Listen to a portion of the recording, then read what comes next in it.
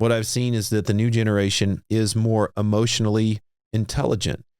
They're smarter. They have more access to more data, which can be overwhelming, right? We have AI popping off. We have all these, anything you want at your fingertips. And the younger generation knows how to use that with better acumen than the older generation. So is it good? Is it bad? I don't want to put any labels on this. I think it's different. And it always will be different, right? So how do we fully utilize the strengths of this new generation to create a better force, a smarter force? And if they're ready to listen to me to talk about sleep health so we can be a better fighting force, my mentality comes from what is going to happen when China and Russia align. Are our naval command going to be ready for a real attack? Are we ready? What is our readiness? What is our operational efficiency? Are we able to, they always say, train like you fight. And so we're always training for a wartime scenario. But if our scenario is to sleep deprive, I think we can do better.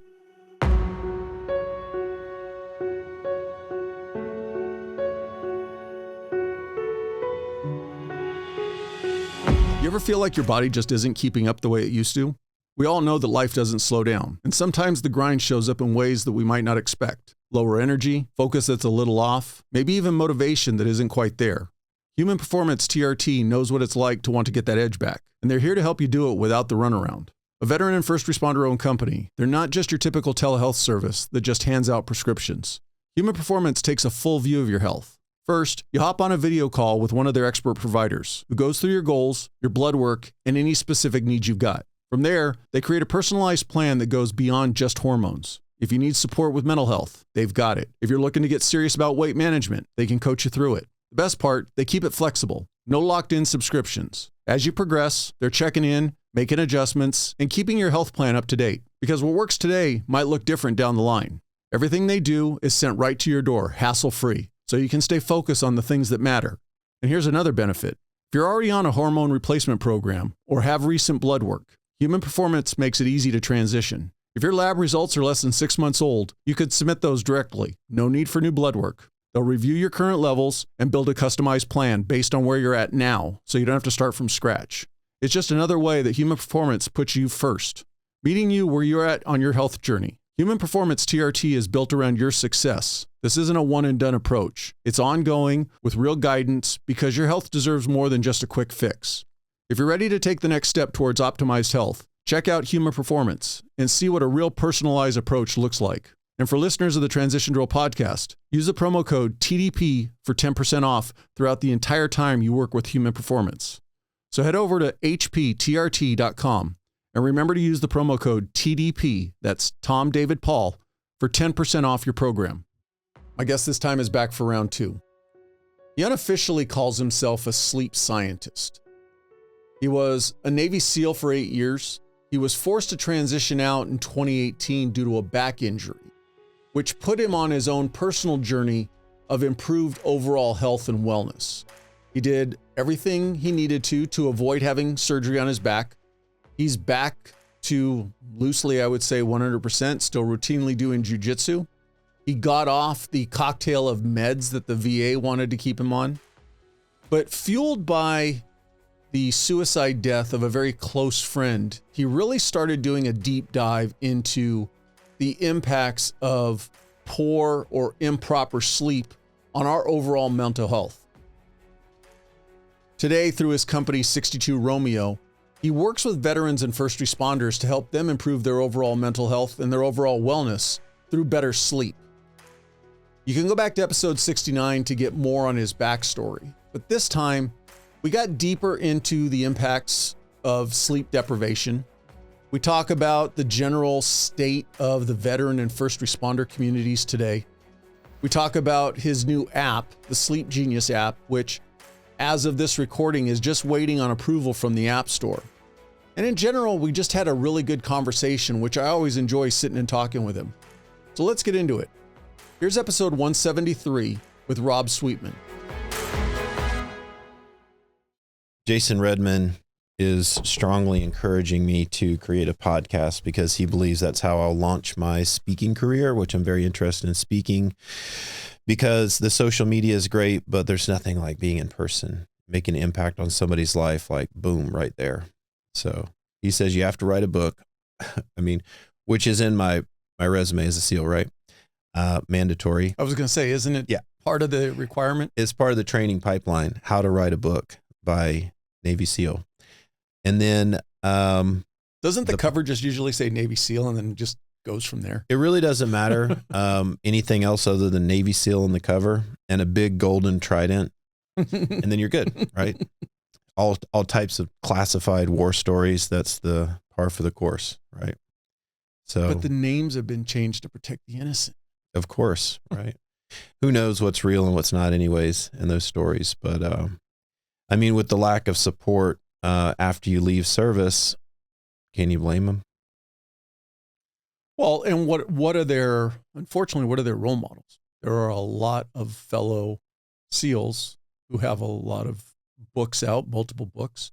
Some of them, and I've read Jason's. I read his first one. Jason Redman's first book, Trident. Yeah. And it was a good story. What I appreciated that he was honest in the book that really kind of resonated with me was, I had a lot of opportunities in my career. And a lot of times I screwed up those opportunities and had to reset, refocus, kind of reposition and repurpose myself multiple times in his career. And then obviously, the extent of his injuries is truly traumatic. But the part that still sticks out to me is his little daughter seeing him the first time in the hospital. Yep. And being like, I don't know who you are. You're not my daddy. And that had to be, I mean, as a parent, not having gone through that, but just being a parent and wondering or being able to put yourself in a position with your children, that had to be just horrendous for him to go through. Yeah, I agree. Yeah. I mean, I'm never one to say, don't do a podcast. You can find a myriad of resources that say, if you have an idea, start a podcast. And I'm all for it, because what you want to say is going to resonate with that audience. Just a matter of not talking about it and just doing it. Yeah. If you take my sleep program, you will become a Navy SEAL. That's going to be the book. It's not going to sell at all. Yeah. Just kidding. They're kind of polar opposites, but part of the podcast is talking about this elephant in the room, which is we are a sleep deprived society. We do not respect sleep. We feel like we can sleep when we're dead. We feel like we need to make one more sale, one more military operation, one more phone call, one more. Why? Because in our capitalist society, we've been a little bit confused with the goals and the purpose of life, right? Whereas we're not serving God or a higher power, we're serving ourselves. We want that G-Class Mercedes. We want that big house on the hill. We want the nicest clothes, the nicest watches, whatever. And we're willing to do whatever it takes to get the highest pay scale, the highest title. And in achieving this, sometimes we leave our friends and family and important things behind. And, most guys like us are absolutely victim to putting everyone else ahead of us, right? Even if you're not trying to achieve those financial goals or,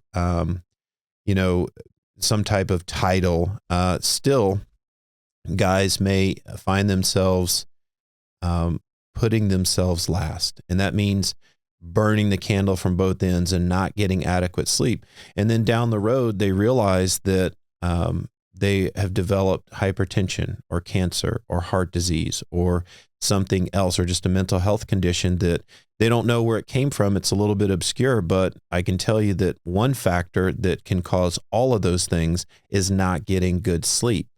And that's easy to do if you don't think that sleep is important and you think that you have one more thing to do, one more person to help, and you put yourself last. So if I have one message, to the world, it is that we need to have a little bit of balance in life. I'm not saying sleep in bed for 8-10 hours a day. What I'm saying is let's have a little bit of balance. Marcus Aurelius talked about bookending the day, taking off your armor and transitioning, because we need that recovery. If we ever hope to be the hero that we want to be, we have to be ready for that.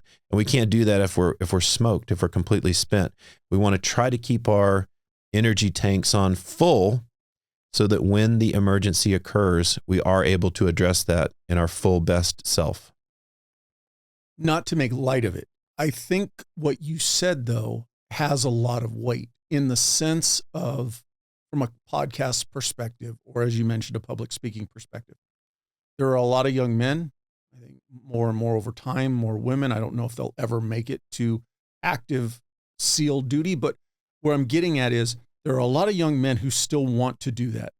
And maybe a podcast like yours, speaking from that voice of experience, hey, I've been there, I've done that, but here's what you need to do. Here's my advice to try to balance that career.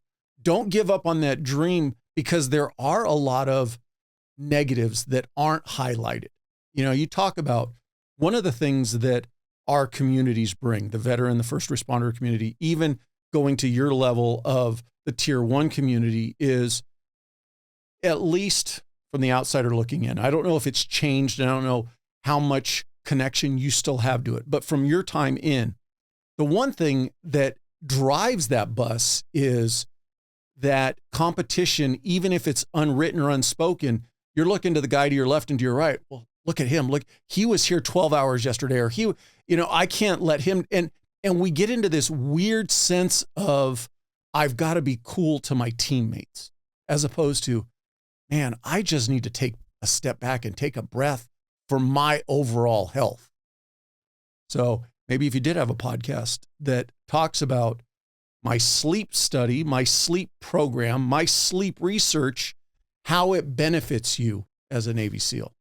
Absolutely. That all of what you said is valid. And I see that within the SEAL teams and with the firefighters, law enforcement. Since last time we spoke, I've integrated law enforcement. Now we're doing everybody from beat cops to FBI to Border Patrol. They're now going through the program.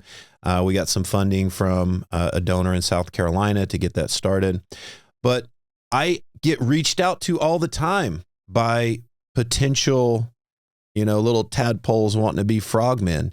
And unfortunately, 90% of the people who begin that process will never put on a trident. And that's okay, right? I've accepted that. All of my friends went away in training. That was a tough pill to swallow.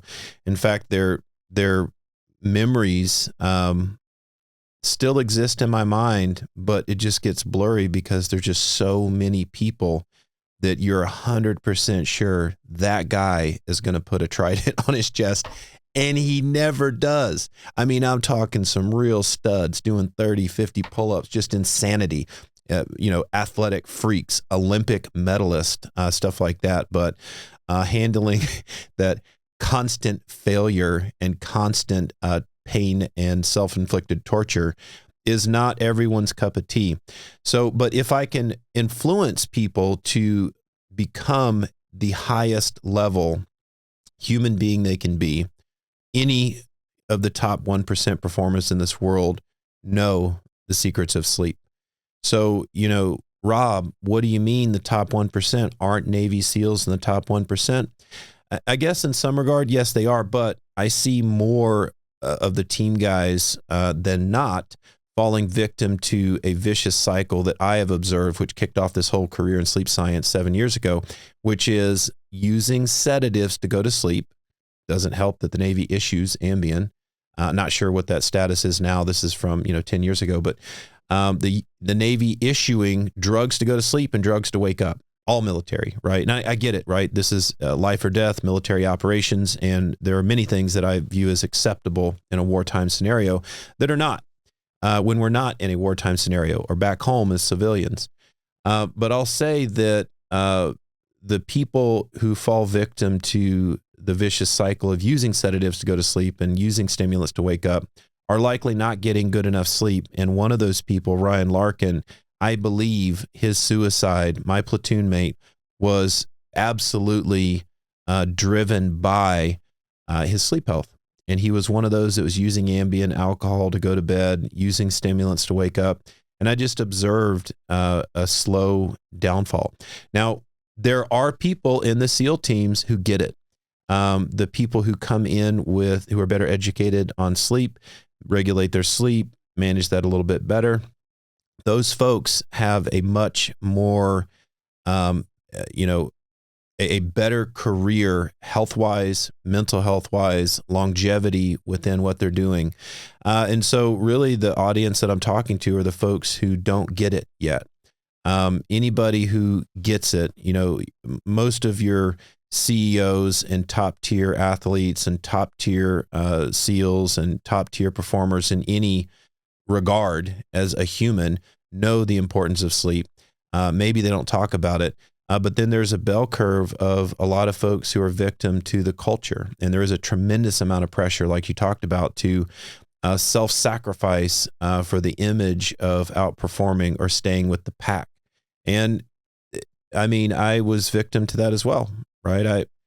I didn't know anything about sleep. I just knew that, geez, like I joined at 28 years old into the SEAL teams. We got 22-year-olds that can outrun me, outswim me, can't outshoot me still, but eyesight's not going yet. No, not yet. I've been working on my trigger squeeze and accuracy on an X365 macro. That's my new concealed carry, and boy, it feels good to be back on the trigger. I took a sabbatical of spiritual journey where I didn't touch any weapons, but now I'm back on it. And so my message to all those folks out there that are victim to the cultural bias, meaning, I've seen firefighters say to their teammates, hey, if the shift is too difficult, there's always a job at Walmart, right? It's this constant pressure and, shame. I agree with Brene Brown that we do live in a shame society. So if shame is one of the major motivators in self-improvement, how do we shift that to more of a science-based approach? Like, hey, look, here's what is the leading science is saying. You should get adequate sleep in order to perform, in order to make gains in the gym, in order to recover. We know that your cognitive performance declines the longer that you are awake. So imagine, I've used this example so many times, and I think this one will hit home with you, that let's say you're pulling double shifts and you're at 20 to 24 hours awake and you're on a call and you have to pull your weapon and make a life or death decision on that trigger. We know for a fact that your cognitive performance is not where it needs to be. Are you going to make the right decision? Because it's probably going to be on social media tomorrow. And that is a really tough position to be in. So I don't mean to criticize the schedules that our law enforcement and first responder services have. That's always going to be a point of contention. But I just want to bring up the topic. How do we get the best sleep and recovery that we can, given our schedules, given the intensity of these jobs? And that's what I'm here to talk about. Let's expose it. Let's not just say, hey, you just need to be tougher. No, that's not what the science is saying. Let's look at what can we do, whether it's polyphasic sleeping, integrating naps, changing the culture surrounding what good sleep health looks like, so we don't have captains and lieutenants and people at higher positions shaming others for trying to get adequate recovery, because that is a potential mishap. That is a potential budgetary concern. That is a potential political black eye, that if the chiefs and lieutenants understood that we're doing a good thing by allowing, healthy sleep habits and encouraging that culturally, that it's going to benefit us in the long run, if that makes sense. There's so many different avenues that I want to go down with what you were saying. And the first one that I'm going to pick on is, and going back to, if I remember correctly from our first conversation, you went into the Navy 08, 09? 2010 to be exact. Yep. Okay. And if I remember correctly, you were in your late 20s at that point in time. So where I'm long way going to this is, you're the probably the very old end of the millennial generation, correct? Are you actually millennial? I was 1981, so I'm on the cusp. So where I'm getting at is when you came into the military, it was still largely run wholly by Gen X. That whole thing of mission first, team first, Navy first, you're second when you find time. Mm-hmm. Where I've seen now going forward to 2024, and retired at the end of 2023, the millennial Gen Z are definitely becoming more of the norm. And one of the things that they're bringing to these communities is that importance of what makes me feel good. And one of the things that, and I don't know how the military has seen this, but I have seen this in the first responder world, is especially the last probably 5 years or so, the new people coming onto the job, if it gets to a point where it doesn't work for them, I'm losing sleep, I don't have weekends off with my friends or whatever, all those things that when I started, when you first came in the military, was still the culture. Hey, when you get some seasoning, when you get some seniority, then you can ask for the stuff that you want. From the positive side of that, though, is they're walking away from these careers going, I'm not going to let that destroy who I am as a person. And I don't know if it's weird now that it's almost kind of like the joke of, I remember seeing a t-shirt when my kids were born. It said, now that I'm here, I'm pro-choice, but now that I'm away from the job, it's, man, there's a part of me that when I first came on, it was all about the job, and it was all about completing the mission, doing what needed to be done, and I'll just make up for it at the end. Now I look back on it and go, I was lucky that I wasn't stuck pulling a double shift and I'm 16, 17, 18 hours into it and had to address the peak of that, which would be a shoot, don't shoot scenario. I can't imagine what it would be like to have to kind of relive that over and over. And one of the first things coming to your mind would be, man, if I'd have just been home, if I'd have gotten some more sleep or something like that. So I'm hoping my long way around this avenue is maybe the culture is already changing and will only continue to improve. That's avenue number one. But avenue number two is, at the end of the day, there is a mission that has to be completed. There's a reason why these entities exist. Military, tier 1, first responders, because we need to be there to go do that job that needs to be done. And there are times when, hey, we can't clock out because it's 8 hours into it, or we can't clock out because it's 12 hours into it. We clock out when this is done. I'm sure you guys experience the same thing. You might have had a mission set, hey, we're going to do, this is our operation for the day. When we're done, we've got 12 hours downtime, whatever it is. And as soon as you came back, hey, we need to spin you back up and send you right back out. It happens. So that's that balance of completing the mission and getting the job done, but at the same token, having people that are around you that are encouraging everybody, take care of yourself. Yeah. I think that we saw this. I think if we can pinpoint the transition for the military, I think that fire service and law enforcement, it feels like they're a little bit behind the military in transitioning to this more touchy-feely, which is not all bad. I'd like to talk about the good and the bad of that, but I really feel like Eddie Gallagher was the mark of the transition, because we had guys coming in. For the military? Right. It was really earmarked for a transition where we saw guys coming in who were weaker and softer and more self-centered, right? Because the old way is it's always team first. Like I'll give my life for the team first.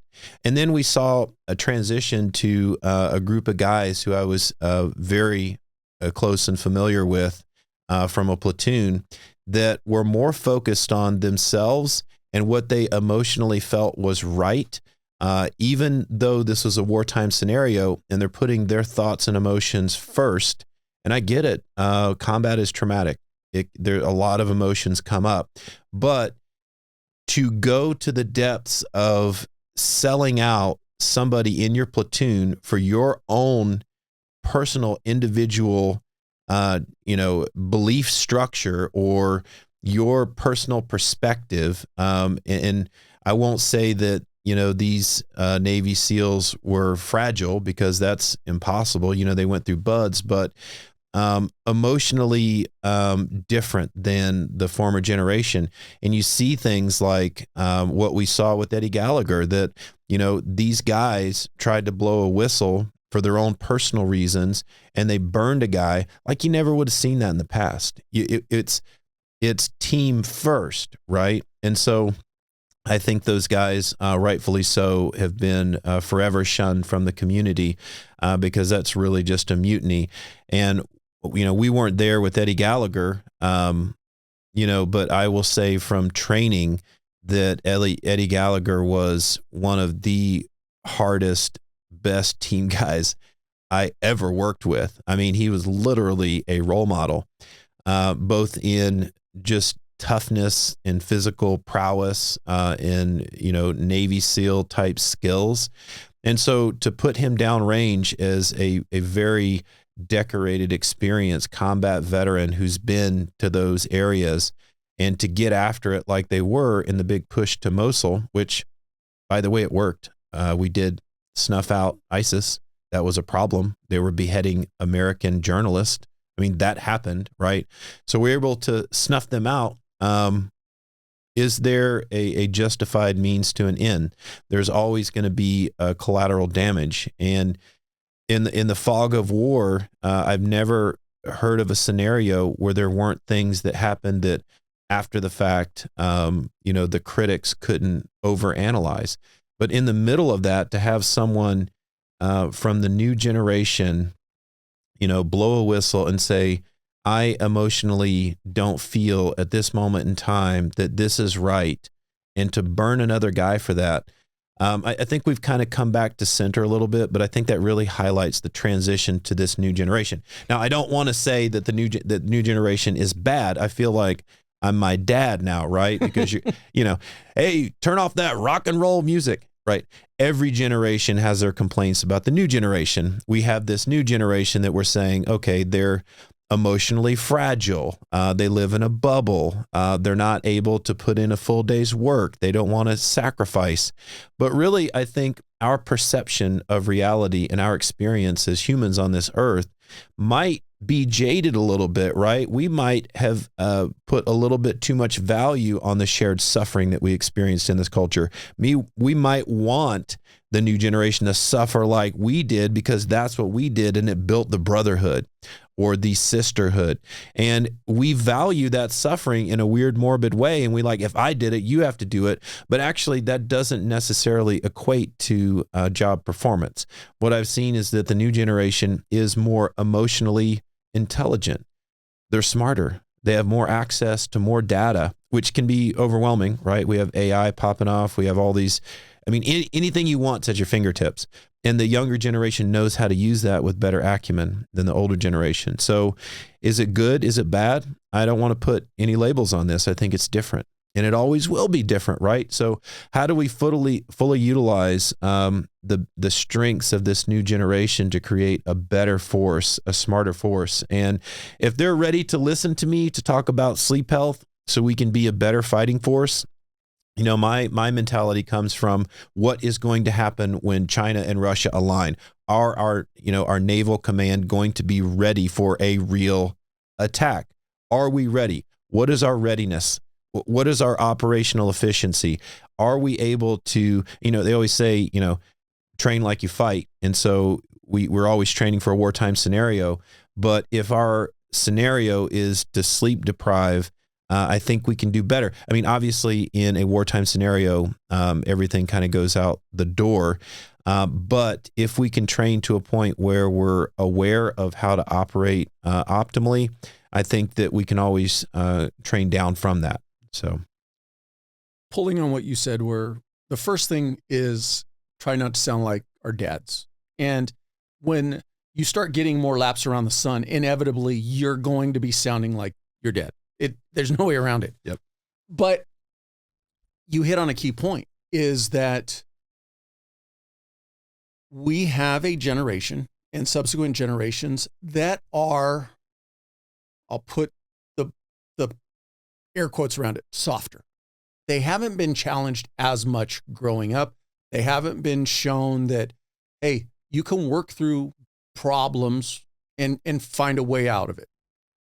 At the end of the day, though, the duty and mission that we have as first responders and veterans doesn't fall in line with working at Home Depot, working at Starbucks, we're out of cups, as opposed to life and death scenarios, and making sure that the 95% of the world, or the rest of the American population who's relying on us to kind of keep things under control, expects a certain thing out of us. Those demands, or those jobs, demand a certain thing from us. So to sound like my dad, there is a little part of me that will always hold on to that. You come into these organizations, keep your mouth shut, keep your ears open, and do as you're told. And when we want your opinion, we'll ask you for it. And probably what it will be is, I'll tell you what your opinion is. Exactly. There's a little part of me that, whether it's nostalgia, whether it's, I truly believe that there's a small component that these careers will always require. You don't get to come into these careers and then go, well, that doesn't make me feel good. Sorry. Like you said, there's the door. If this doesn't work for you, so be it. I've told people many times that, yes, law enforcement and first responders could be trained better. No doubt about it. But at the end of the day, if you don't want to go to jail and it's my job to take you to jail, you put it on camera, it's never going to look pretty. There is no way to make it look like, oh, okay, yeah, it's going to look ugly on camera. Get used to it, general public. I say that right now, what law enforcement is experiencing is what the military experienced in the 60s. Prior to Vietnam, men went off to war. People at home went, yeah, they're at war. They didn't really know. Maybe they came home and they dealt with somebody who had lost a limb or something, or what they used to call shell shock. But they didn't really see what war was like. Then during the Vietnam War, you could turn on the TV at 6 o'clock eating your dinner and see live, or at least recorded, what actual military gunfights were like. And people were like, oh my God, look what they're doing. And look at the response that the veterans received when they came home. They were vilified. They were chastised. That's what law enforcement's seeing today. Now, all of a sudden, people are seeing our jobs on camera. It doesn't look pretty. We'll get through this, but we just have to stay the course. And even more importantly, in my opinion, we need those strong men and women who are coming into this job going, I'm going to do the job right, like all of us have done, or the majority of us done through our careers.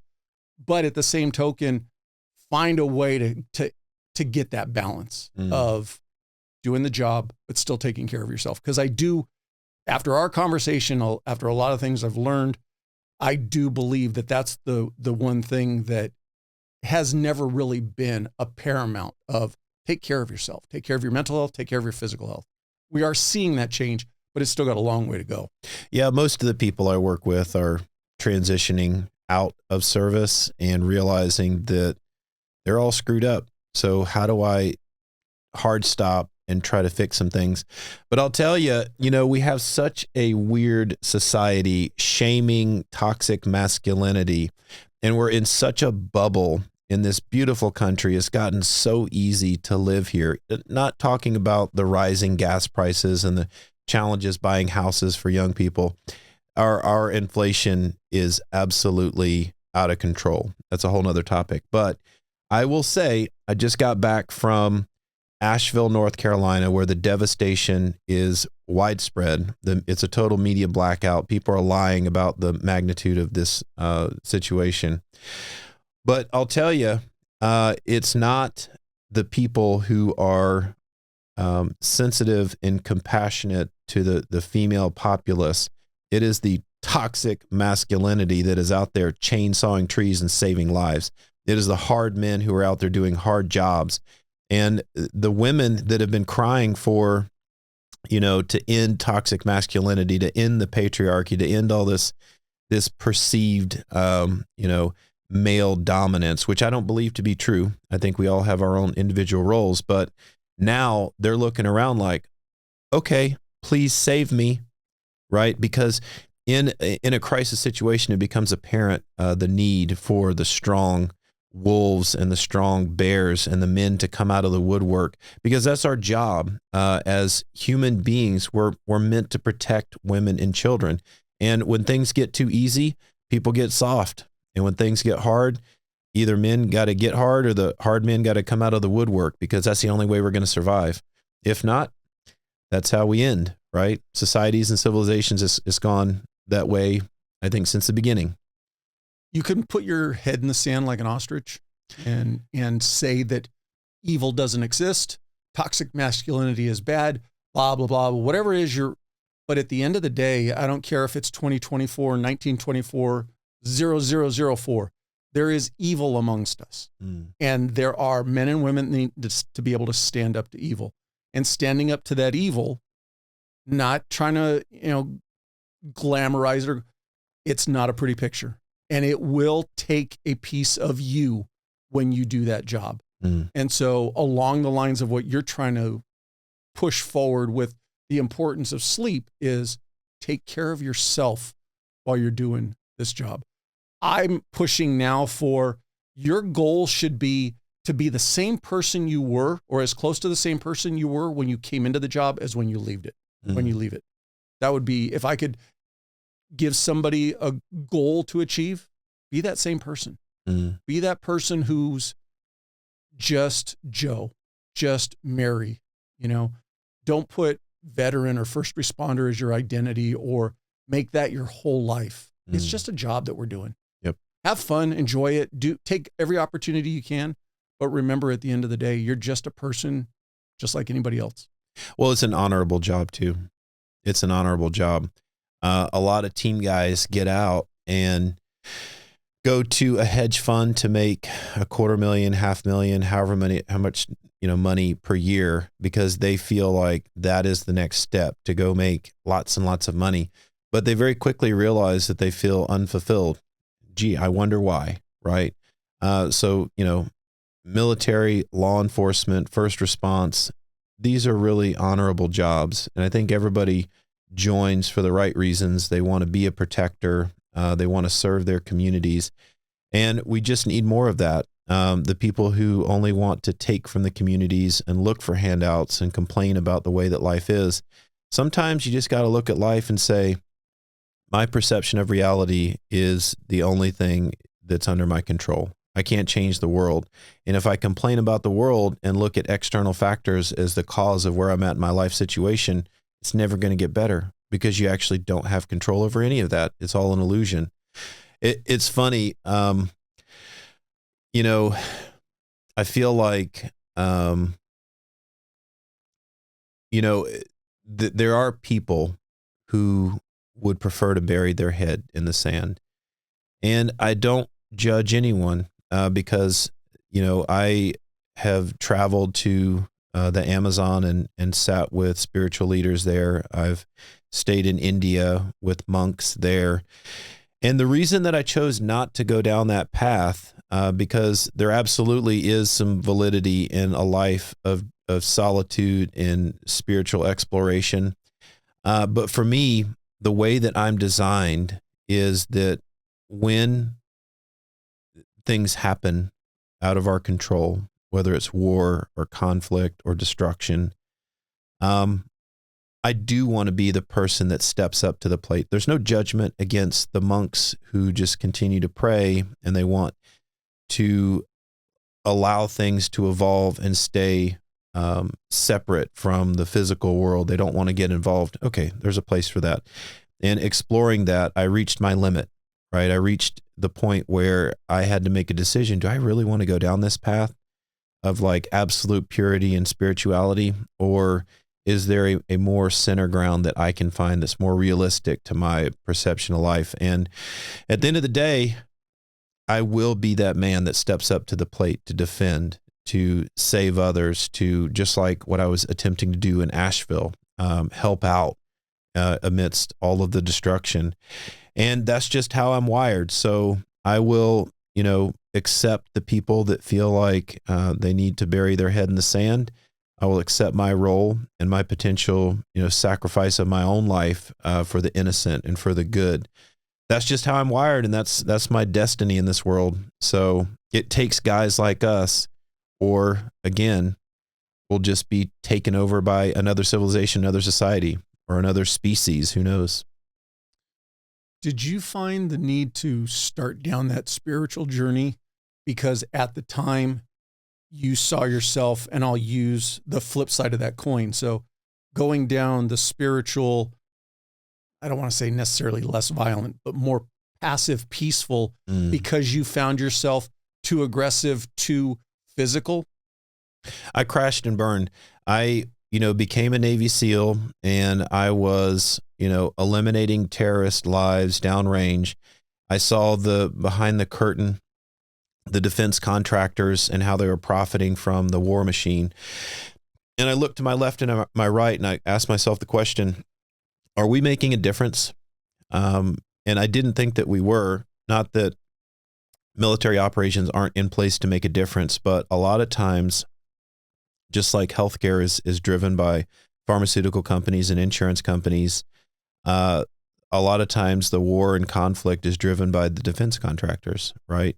All that money we're sending to Ukraine, I have a friend that lives in Kyiv, that's not going to humanitarian aid. There is, I think the Department of Energy posts all of the, humanitarian materials that they do provide, generators and shelters and stuff like that. That does happen, but the bulk of the money, I can assure you, is not going to the people. It's going to the American defense contractors that are in place.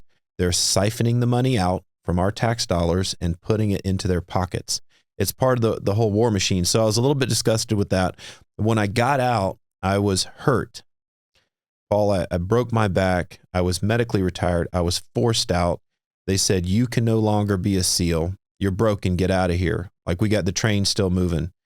And so I was depressed about not being able to be a man. I was suffering with erectile dysfunction, depression, couldn't get out of bed without, I wasn't in a wheelchair, but my back, it was so debilitating. I'm just a poster boy for suicide, right? Things are not looking good. I get out. My beautiful wife was less than supportive. She ended up just leaving me, taking everything I had. So now I'm financially destitute, can't see my kids, not because I did anything wrong, but because the California court systems are designed to divide the families. And by the way, I just want to say that, did you know that these court systems, their retirement's based on federal payouts for issuing child support? I didn't know that. That is a criminal incentive in my mind. Anyways, I digress. So I was in a bad place and I hit rock bottom, and thank goodness I wasn't addicted to alcohol or drugs or anything.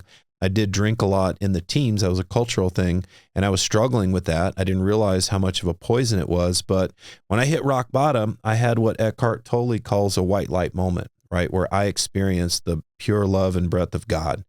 I don't know how I got there. I don't know why at that moment it happened, but that sent me on a journey of seeking answers, seeking the true nature of reality. And so absolutely, I explored other religions, other cultures, other countries to find some common ground, something that made sense to me, right? Because I grew up Christian, and, some of the dogma of, Southern Methodist kind of put a bad taste in my mouth. And, then going downrange and seeing the reality of life and death put a lot of question into my mind. But for me personally, I wanted to figure out what my relationship with God and this eternal power was. What is the meaning of life? What is the purpose of my existence? And so that sent me down a path. I've been, sober, no drugs, no porn, no dating, no anything, eating clean, being healthy for many, many years. And I can stand before you and tell you that that is definitely the right way to go. Not saying that people shouldn't get married and have kids and all that. That's fine. But the way that we live with an alcohol consuming, power driven society, this is all crap. It's not what I think our founding fathers wanted. It's not what our republic is designed to do. It's just simply what social media and corporations are pushing us to do. Hey, get drunk on the weekends, go make more money, go buy big car. None of this stuff leads to happiness. Happiness and joy is within us. It's a product of our thoughts and our behaviors on a daily basis. And the basics of being within nature, eating right, sleeping right? That's what I focus on. And being a part of community, fellowship. These are the basics. We know this stuff. So when people are complaining about, not having enough in life, well, take a look at your actions. Take a look at what you're doing. Not just what you're doing, but also what you're thinking. Thoughts are things. And oftentimes we can get to the point where, okay, we've cleaned up our life, we've cleaned up this, but our mind and our thoughts, our mental loops are still garbage, right? So we're still going to have traumatic loop cycles. We're still going to have night terrors. We're still going to have all this stuff. We really do have to look inside ourselves and clean all that up. But I can tell you that going from a really trash situation where I was at in life to a very pure and happy situation, it is possible. There is a better way to live for folks that are struggling. And if I can just focus on the sleep, right? Obviously, a lot of this stuff is in the background going on. If you just want to ask, I'll tell you, but we focus on the science and the sleep. And that's kind of my entry point into helping people live a better life. Again, you're giving a lot of gems, and there's things that I want to try to remember to hit them all. The first thing I would say is, this episode is brought to you by Trident Coffee, a veteran-owned brand and lifestyle. And while they're masters of cold brew, Trident's beans are roasted to create a flavor that shines whether you drink it hot or cold. There's no bitterness, there's no burnt taste, it's just good tasting coffee. Their coffees taste amazing hot, which is how I prefer it, while still designed to excel as a cold brew. But Trident Coffee is more than just great taste. Trident supports your wellness journey, featuring ingredients like organic mushrooms, adaptogens, and nootropics.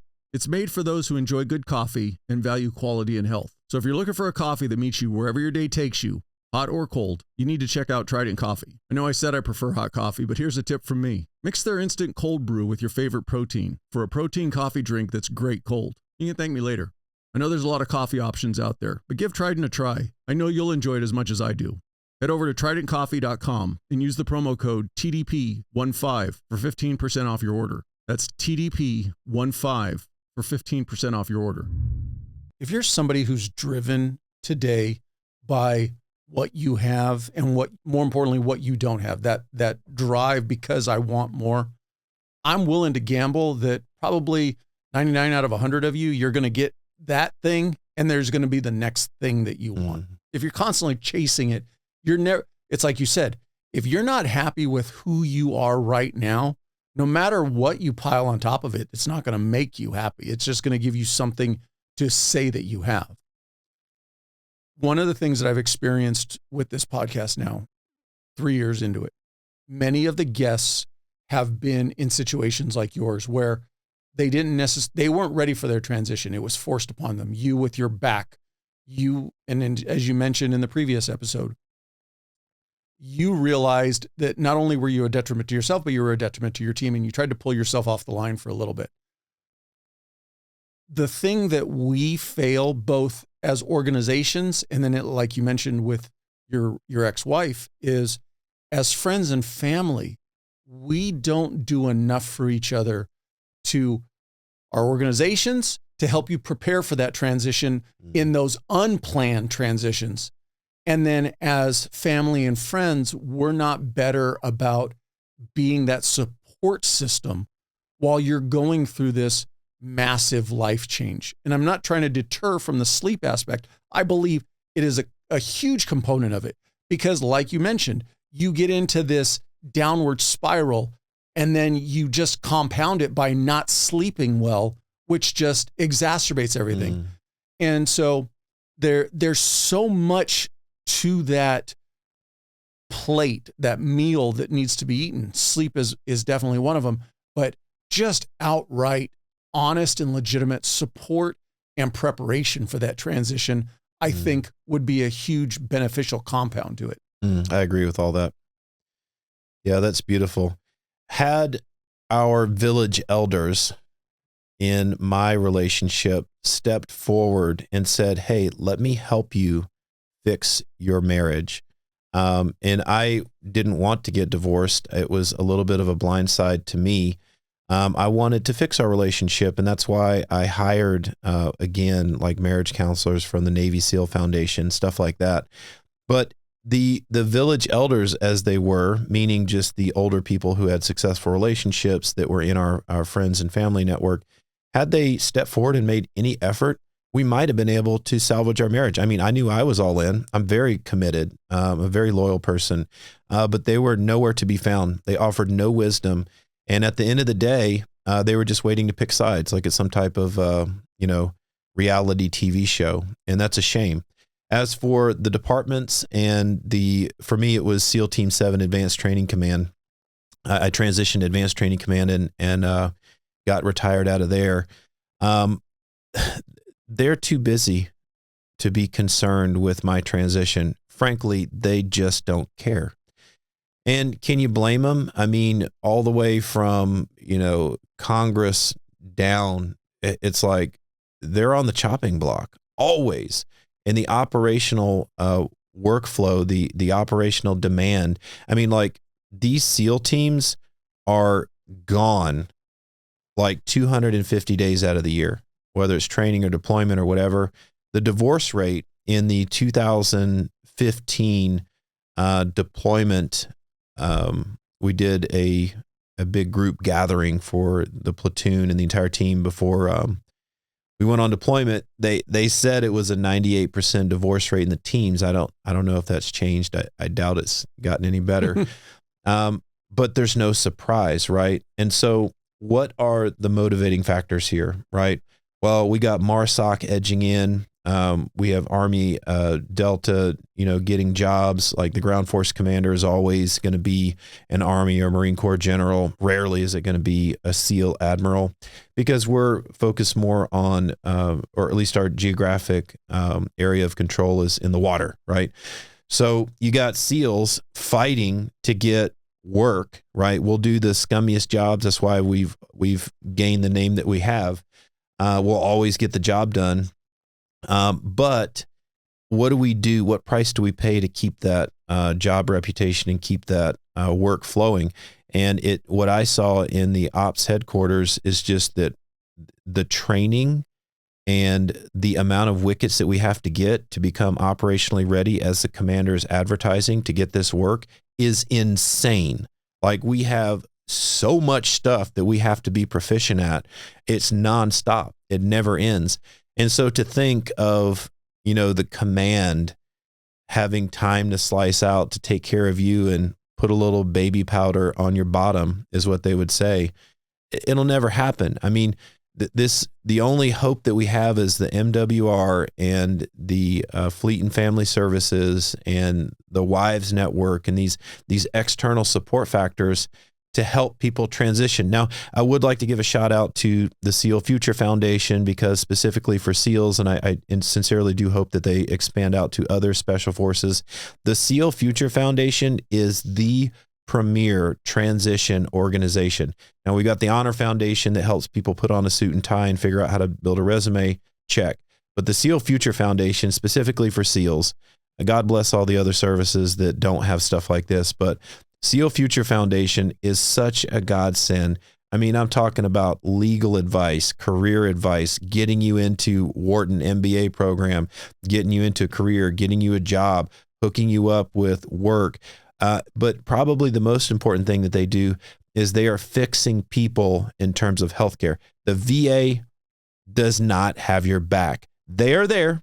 And I say that with a little bit of a pause, because police, fire, first response, they don't even have the VA, right? So I'm not complaining, but a lot of times what we'll see is that veterans will transition out, they go to the VA and they get a bag full of pills, 12 pills. We're back on the pharmaceutical train. And so what SEAL Future Foundation does is a head-to-toe health assessment, and they provide the health care that you need, not what is politically acceptable and what the driving forces are causing MDs to prescribe. But hey, let's look at hyperbaric chambers. Let's look at, all types of alternative medicine modalities that could potentially help someone transition and get right.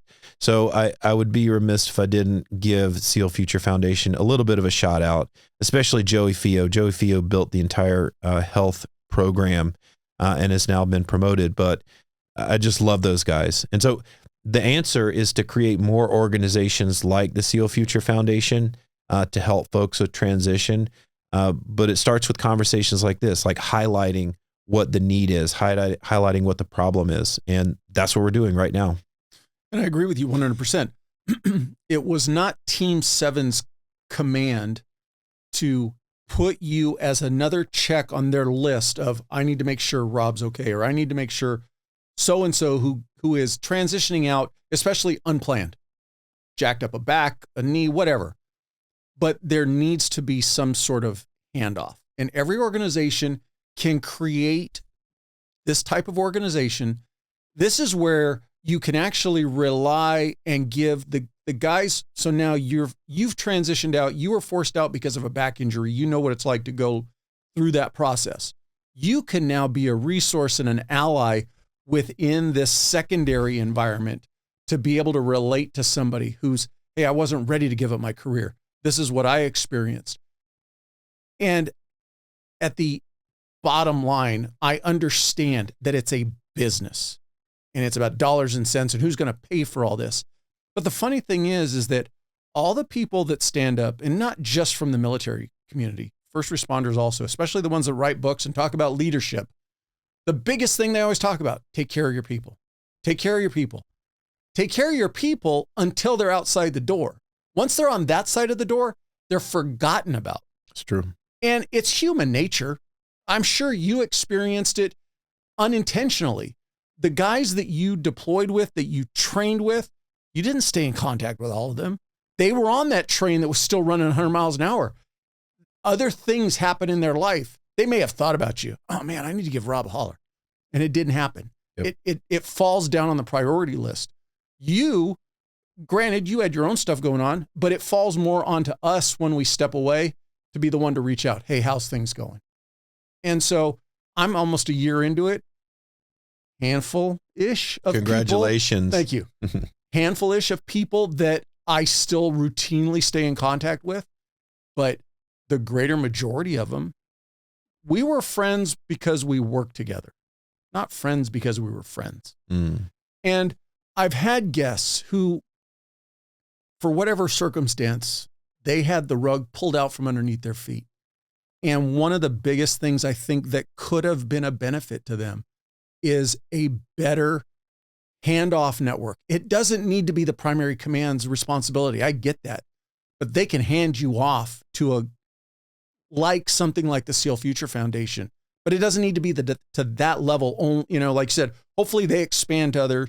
There's line level veterans who are in the same position, who weren't Navy SEALs, who weren't MARSOC, who weren't Green Berets, but they jacked up their back and they came to even if it wasn't to the end of their enlistment, hey, sorry, you're no longer functional for the military.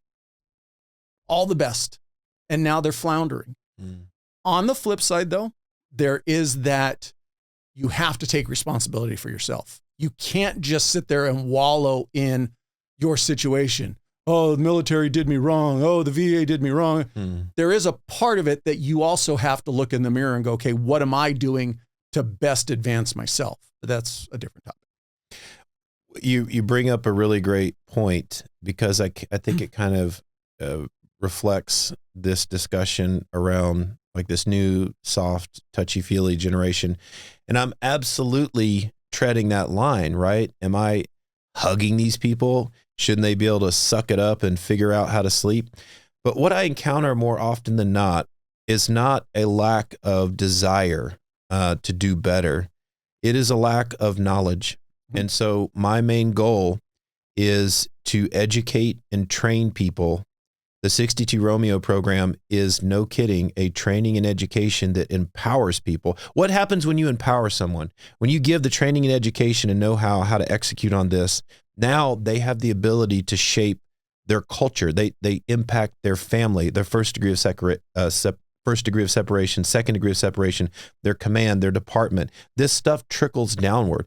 The challenge that I have with the modern psychological model, modern psychology, other than sort of this feminist movement, which is not helpful for men, is that when you are a practitioner and you get your certificate and you hide behind those letters on your name and, the proverbial white lab coat and clipboard, and you sit on this side of the desk and say, there's nothing wrong with me, tell me your problems. Okay, I'm going to identify how you're broken, what's wrong with you, and guess what I'm going to do? I'm going to label you. I'm going to give you an insurance code. That's going to go on your medical history, and guess what? Everybody at work's going to find out, and then I'm going to prescribe something to fix you because you're broken.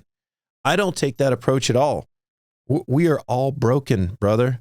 Like, in one way or another, life is not easy, and we just keep taking heavies all the time. And some of us worse than others, especially those that are, on the edge, on the end, at that line. So my approach is to completely scrap the model that does not work, right? Because it's very ego driven, right? I get that people join the medical community and therapeutic community to help others. But at the end of the day, what I'm looking at is what is working. And whatever is there did not work for me and did not work for Ryan Larkin. So how do I break the model? How do I be the person that I am and seek an answer despite everyone else telling me, no, this is how you do it? And so my approach is training and education. We're not going to label you. We're not going to call you broken. We're not going to put this in your medical record that impacts your future. We're going to admit that we're all human. We're all fallible. We all make mistakes. We're all fragile in some way, no matter how hard we think we are. And how do we come together as a society? And if I am one of you, I'm just going to share with you this information that I found, give you a little bit of training in a structured format. A lot of people love the structured format. We're going to do it together. We're going to measure everything and watch the outcome. And you're going to love it because it's so simple that's why it works, right? It's not about me. It's about us together, about continuing the learning model. And for those reasons, I'm always shaping and adapting. As I learn new things, the course literally changes. Just the other day, I was teaching a group of SEALs in the 62 Romeo program, and Diego Ugalde, a famous Navy SEAL, he was in my class, and he says, hey, Rob, I think that you're using the word atrophy for the brain incorrectly. Because a lot of people don't know this, but during deep sleep, our brain can reduce in size by as much as 60%, allowing cerebral spinal fluid to come in and wash away beta amyloid buildup, precursor to Alzheimer's, tau protein, which is the buildup from traumatic brain injury. People can't visualize that until you see it on an MRI. However, when I described this, I said, you know what? The brain atrophies during deep sleep. And I was incorrectly using that word. So when he said, hey, Rob, I think you're using that word incorrectly, roger that.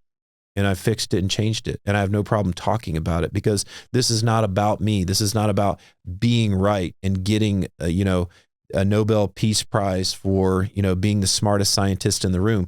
This is about building community and being honest with each other and creating a more sustainable routine. Because if you get sucked into this ego train and you end up just willfully sleep depriving yourself, and maybe you just don't have the training and education, I get it, but who is to blame here, right? And I would say if you find yourself in this situation and you're struggling and you're looking for resources, it's going to be a mixed bag when you go to your doctor, right? When you go to your PPO or whatever, and you're talking to an MD, if you go to the barber and ask if you need a haircut, I can tell you what the answer is going to be. The primary modalities of MDs, God bless them, I work with a lot of them, are drugs, pills, surgery, devices. These are the tools. If you give me a problem, like they always say, to a hammer, everything looks like a nail, right? If I am a Navy SEAL, if I reflect back on my days in the teams, I was an AW gunner, automatic weapon, belt-fed machine gun, 35 pounds out the door. You got to be a man to hold that thing. Not to make a sexist comment, but I can tell you even strong men get blown back on their feet shooting this weapon. I'm an AW gunner. The platoon relies on me to put down effective fire. I can put down a truck. I mean, this is a serious gun. I miss those days in some ways. I don't miss the ears ringing all the time. But nobody ever told me about the tinnitus that was going to come with it. Oh my! You realize when you forget your ear pro instantly that mistake, and you can't stop. Yeah, it's not like you timeout, guys. No timeouts. So if you're the bad guy on the other end of a tick, a troops in contact, and I'm pulling the trigger, I can, with relative accuracy, tell you what's going to happen, right? That is my tool. That is my tool set. That is what I'm trained to do. I will bring destruction in that modality. If you go to your MD, I can tell you what is going to happen based on their tool set and their training. Casey Means is coming out and talking in front of Congress currently. She wrote a book. She is a Stanford-trained MD. She has zero training on sleep. No MD gets training on sleep. Short of, like Kirk Parsley, the MD team guy, right? He focused on sleep. He trained himself on sleep. He took what he knew already from medical school and applied it to sleep. But the average MD has no idea anything about sleep. And moreover, they have no idea anything about metabolic health. They're not trained about the basics of how to be healthy. What are they trained in? Drugs, billing, and how to treat people in their own medical process. I know doctors who refuse to practice in the United States. They'll go to Mexico and practice because they just want to help people. They don't want to deal with medical malpractice insurance. They don't want to deal with the corrupt drug industry. The insurance industry is the worst. They control the level of care and how the money flows. Don't discredit that. That's a big deal. It's not just the pharmaceutical companies that are corrupt. So I would say, God bless our doctors. They sign up to do the right thing. But if you want, especially holistic, but if you want healing, you shouldn't just stop at the MD. Look in your community. Look at other resources. I am one of those resources. I'm helping people behaviorally get back on a good sleep architecture without drugs, without pills, without surgery, without all of this craziness. I don't want to judge. We're all on the even playing field.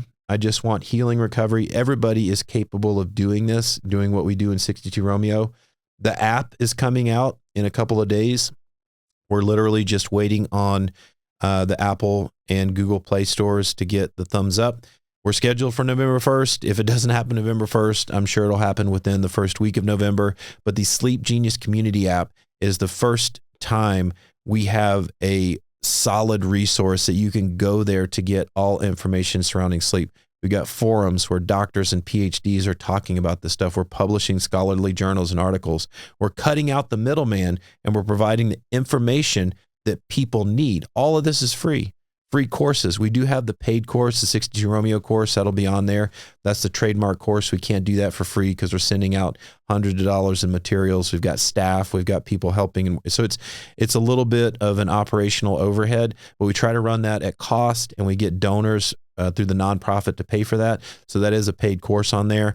And there'll be some other options to get a higher level of service, so to speak, that's not free. But for the most part, everything's free. And absolutely, you can get involved at zero cost and start the learning process so you can fix yourself. Let's say you have motivation, but you don't have information. You don't know who to trust. You can Google it. You can ask ChatGPT. You get mixed answers.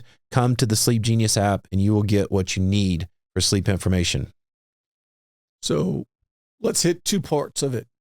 62 Romeo and your sleep science. Somebody coming to you, whether it be through the website or through the app, at the core of it, what are they getting in that program? All day, every day, people are coming to me. Hey, I got a guy. Hey, let me introduce you to so-and-so. Folks are coming in struggling with sleep. There's never going to be a shortage in work for me because they say that a third of our country is sleep deprived now. They say that the average man in America is sleeping 5.5 to 6 hours. Absolutely inadequate. So we're in the middle of a sleep epidemic. Moreover, veterans and first responders are suffering. It's really, really bad. And there's been a huge uptick in suicides and first response since COVID. Nurses are suffering. Doctors are suffering. We're in a state of just chaos where people are not able to achieve sleep. So when somebody comes to me Sometimes the tools that I have aren't the right fit. And I believe in promoting any modality that fits a person's individual needs. I'm not saying that I can fix everybody and that I'm the one-stop shop for everything. I try to be that, but I want to be a resource for all people that are doing good things. For example, I'm encouraging a chiropractor that reached out to me about a specific modality that they're doing that's really helping veterans and first responders. Great. I don't claim to know everything. But when they come to me, what my hope is that I can find some resource for them. If they're saying, I don't have funding, I can't get into the 62 Romeo program, then I'm going to try to find them funding. And if I can't find them funding and they can't self-fund and they can't get their organization to get it through their education training dollars, everybody has a budget. If they can't get it through health and wellness dollars, they typically have a budget, and we can help file for any of these type of pots of money because we simply do a Pittsburgh Sleep Quality Index, which is the gold standard for subjective sleep analysis and sleep clinics. And we can say, okay, here's how you scored. And here's traditionally how those markers are going to improve after going through our program. But if they just can't, maybe they can't work into their schedule because it's a bit demanding over 42 days. It's not too bad, but you got to show up to class. It's all virtual, by the way. But if they just can't do it, then I'm going to point them towards this Sleep Genius app where they can begin learning. They can get on these forums. They can start reading what other people are having problems with, insomnia. And I think the biggest thing that they're going to find in reading that is that they do have the control to make this better. A lot of people have the same complaints. They're not alone. It's not just, no man is on Lonely Island, right? It's like we are all in this together, and all of us come through these challenges with insomnia, potentially several times throughout our life. But we just don't talk about it that much. So now we're talking about it. So zero cost. You can get in there. You can take some of our free courses. You can read through our forums. You can follow my blog on there. I'm going to be posting a mini documentary series we've worked on for years with first responders, talking about some of the issues. TJ Misney out of Manhattan's producing that. That'll be on the app. None of this stuff costs any money. It's only when you go to the full bore programs that we have to look for funding for you. If people want to have me come out to their organizations, I don't charge veterans and first responder organizations. If it's a corporation, I do charge to come out and speak to them. That's okay. They can afford it. It's well worth their while. We can talk about profitability and engagement and how their bottom line is impacted by job performance, how sleep impacts that. If it's nothing more than just sick days, I mean, that's a huge loss for companies. And then, everything from public speaking to corporate workshops to if somebody has the money and the time and they want to work with me one-on-one, I do offer that. That does cost more because that carves out a lot of my time.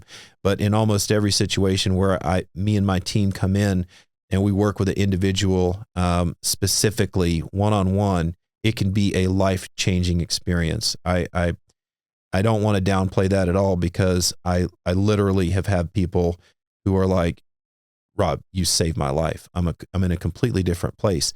And I can do that when I have the opportunity to sit down with someone and get to know them, get to know their life emotionally. I can't do that with 62 Romeo because it's group size cohorts, and I try to give the best service in all aspects and regards. I really do, but we're just time constricted. We're time constricted. We're money constricted. We're trying to run these classes as cheaply and efficiently as possible to get the people the training and education that they need. So everything that I just described, my whole life is surrounding sleep and the betterment of humanity. So somewhere on that sliding scale of resources, someone hopefully can find the help that they need. And that's what I'm here to do.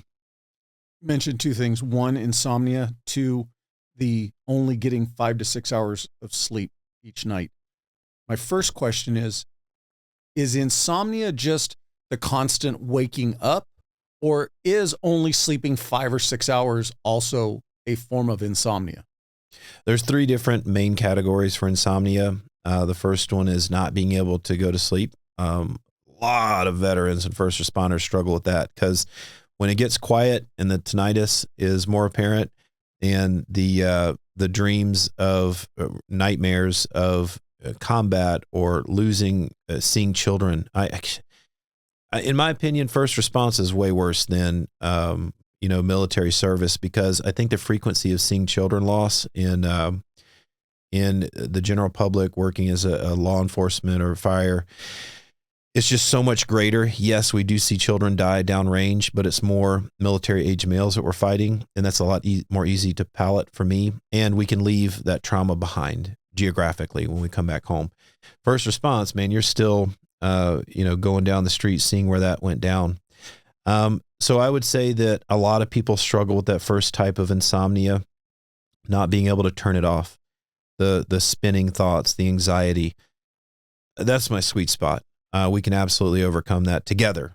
Absolutely. The other type of insomnia is maintenance insomnia, and that's being able to stay asleep throughout the night. And then another form of that we put in a third category is waking up and not being able to go back to sleep.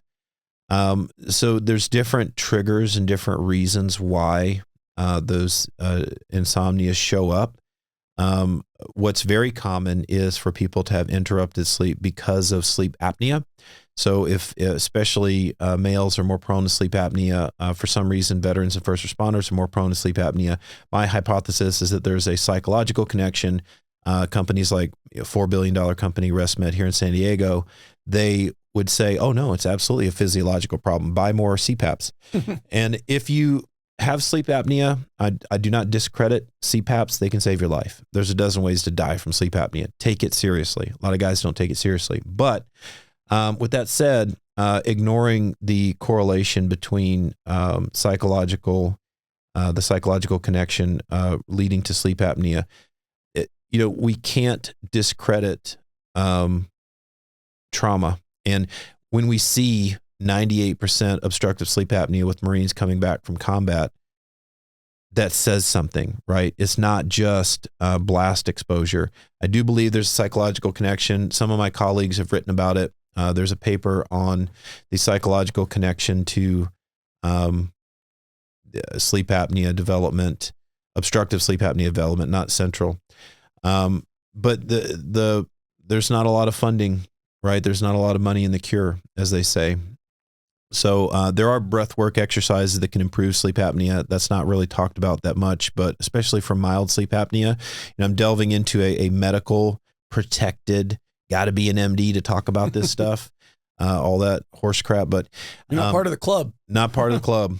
But I will say, anecdotally, mild sleep apnea oftentimes can be improved or eliminated with solid breath work, right? Obviously, losing a little bit of weight can have an impact. It can have an impact on a lot of things in your life.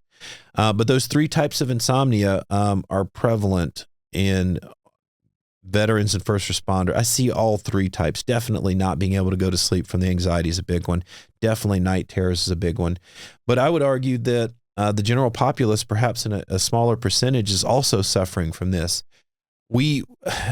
Our society has micro PTSD. I mean, just from the election cycles, people are traumatized, and we don't want to talk about these micro traumas because they feel dwarfed next to loss of life traumas.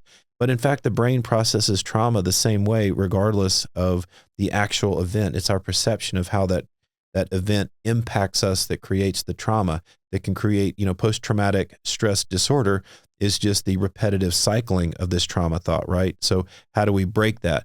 But I would say that we're all suffering a little bit, whether you're a civilian or a veteran or first responder. And I just don't want to shame or discredit the trauma that people are experiencing as civilians, even if deep down I find it hard to believe that I would be traumatized by that particular event. It's absolutely irrelevant. Whoever's experiencing the event is their perception of that event that can create or not create the trauma. We don't have any uniform code for understanding how an event is going to create trauma in somebody's life. So I just, getting back to the soft side of myself, I do want to open up my arms to those folks that you have a soft side. I have I'm You're a big marshmallow inside. deep down. I'm a big marshmallow. I am a lover, but I do have that switch that can get flipped on. I will, gosh, heaven forbid I ever have to protect my children. Like it'll get flipped on real quick, you know? So yeah, I do want to respect everyone's trauma and acknowledge that and realize that we do have to heal together and accept each other with open arms, no matter how much there is a propensity for me to judge other people and cultures that aren't the same as mine. The new generation, the extreme left-wing people, like we're all humans and we have more in common than we have different. Oftentimes the differences cloud our thinking. I bet you if we could get rid of the media, we'd realize how much more we actually have in common. They're triggering everybody. It's such classic warfare. We've been doing this to other countries for years, and now we're watching the media do it to our own people. I mean, I've never lost so many Facebook friends as through the political division that the media has caused between us. These politicians are not in it for us. It's me and you. Whoa. They all love us. Of course. They want our best interest first. They want our vote. They definitely, which is of course in our best interest, right? You bring up a great point, and I've heard this now a couple times. The benefit of this podcast is getting to meet and talk to some amazing people. Unfortunately, many of us who come into the first responder and veterans communities tend to already bring a baggage load of trauma with us. And then we spend 10, 15, 20, 30 years just piling more of it on top of it without addressing it properly. And the other component to trauma is, as a former guest said, Jessica Zada, we got to stop comparing each other. We got to stop trying to, like you said, it doesn't matter whose trauma is worse. There is no worse scale because our body doesn't know the difference. Our body and our brain only knows it as trauma. But we sit there and we go, well, let's boil it down to the veteran community. Oh, they deployed, so they're entitled to more trauma than I am because I didn't deploy. I deployed, but I didn't go outside the wire. So they're this thing of trying to one-up it or to justify your trauma, it's not beneficial to anybody. Trauma is yours, and how it impacts you, you need to deal with it and not look to your left and right and go, well, it doesn't appear to be bothering them, so why should it be it doesn't work that way. But that's what we tend to do. We tend to try to compare the same way I talked about earlier is the person to our left and right. We use them as the barometer of how I should be feeling or how I should be performing. No, you perform to your best. Your trauma, you deal with it to your best, not to theirs. Yeah, I agree with all that. Jess is so incredible, isn't she? Yes. What a shining star, especially for veterans. She runs an incredible organization, the Libo Risk, and I think she's doing great things. But I would tend to agree with that. We all, there's a lot of trauma shaming going on, but I think people feel the necessity to self-deprecate. I see it all the time, exactly as you described. It's like, my trauma is not as bad as the next person's. I don't deserve anything. And I can appreciate that because that comes from a place of toughness, right? Sort it out yourself. So where do we strike the balance? And I think that really highlights our conversation today is where do we find the sweet spot between, being too soft and too huggy-feely, but there's a lot of benefit to that, right? Sometimes people need healing. Sometimes people need to get over a trauma or overcome a low spot in their life. But where do we really need to step up to the plate and put the team first and suffer in silence and be that hard dude and do the hard things? I don't know. I don't have a good answer, but I know that we got to stop the veteran and first responder suicide. It's out of control. And God bless the people that are filling these roles. I mean, the best people in the world, we just wouldn't be where we're at without these good people. These are the best people. But you did say something that I think we don't really want to talk about, which is the formation of PTSD in people like us often occurs in childhood.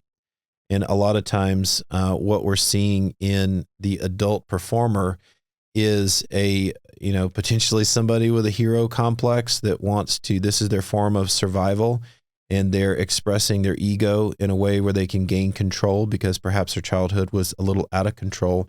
And what they experience is actually more likened to moral injury from the job. And so I've seen a lot of people who have analyzed the dynamic here reflect on the veteran or first responder experiencing the traumatic events and developing the PTSD at childhood, and then having a proclivity towards these type of jobs, potentially high risk jobs, right? More adrenaline, but potentially a higher degree of a feeling of control over their life. But then the harsh things that they experience actually show up more as moral injury. And then, but then they tend to be diagnosed with PTSD, which could be true. But the PTSD sometimes doesn't necessarily come from the actual job.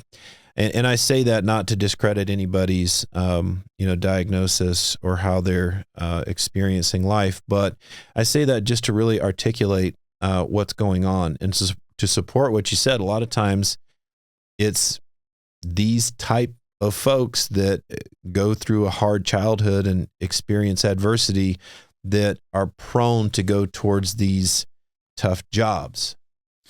Well, I'll even go back to what you said at the beginning, where you were talking about boiling it down to SEAL training and entering into BUDS in that pipeline. And you look at the guy, and on paper, standing in front of you, man, that's a stud. There's no way he's going to fail. But the thing is I would be willing to bet the guys who actually gutted out and gritted out, if you were to look at the majority of them, they experienced some level of what would be textbook defined trauma in their life growing up, which built up, I'll call it a callus on the inside of them that allowed them to push through that pain and that punishment. Whereas you take somebody who, perfect life, star athlete, high school, everything went perfect for them. They've never been really tested. They've never really been put in a situation where just internally, just that space between their ears, they go, you're not going to break me. You're not going to take this from me. Or I'm tired of it being taken from me. This is my chance to prove to myself that I can make it through this. I agree with that. I would argue that, a lot of people ask, how do you make it through SEAL training? What does it take? What is that factor that determines that very small percentage that makes it through training? And the Navy has spent a lot of money trying to figure that out. They are no closer than they were when they started. I would say that my conversations with unnamed psychologists within NSW, Naval Special Warfare, have led me to believe that there is a preponderance of people who have experienced, people that end up being SEALs, people that have experienced trauma at a level where they've learned the technique of dissociation from their body. They've learned how to shut down the signals that would cause the normal human being to fold. They are able to endure all of this suffering with self-learned techniques that overcome the pain and suffering that would be far too immense for the average person. And in fact, there's skill levels in, for example, like Tibetan culture, they have techniques that they've, crafted. The Tibetan culture has pretty much been decimated since the 60s when China went in and killed everybody. But there's still a very strong Tibetan culture that's secretly been passed down, where people have techniques to completely absolve themselves of physical pain, right? But the average person growing up in small town USA how did they acquire that ability to endure so much suffering and continue to focus, laser focus, being able to shoot, move, run, operate, despite, I mean, I've seen guys with broken shins, legs hanging, still making it through training. This is not the right term, but any sane person would ring the bell, right? Not saying that Navy SEALs are insane, but the colloquial use of the term insanity, it is insane, the stuff that we go through and the stuff that we do. So what makes that person? I think that there is a switch, a trigger that they can flip. And I think that potentially for most guys, it is developed in childhood. I'd say that there is no way to make a blanket statement on all SEALs, like Andy Stump we brought up earlier. He commented in his podcast that he had no childhood trauma.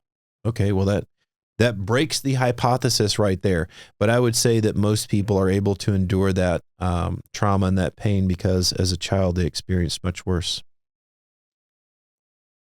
Yeah, I mean, when you were talking, and then you had to go throw Andy in it and destroys my theory. But when you talk about stuff that came up in childhood, and I don't want to overgeneralize it, I don't want to diminish it, but some of the things that I've seen recently on social media is the whole thing of some of you never had to hold the flashlight for your dad while he was working on his car, and it's obvious.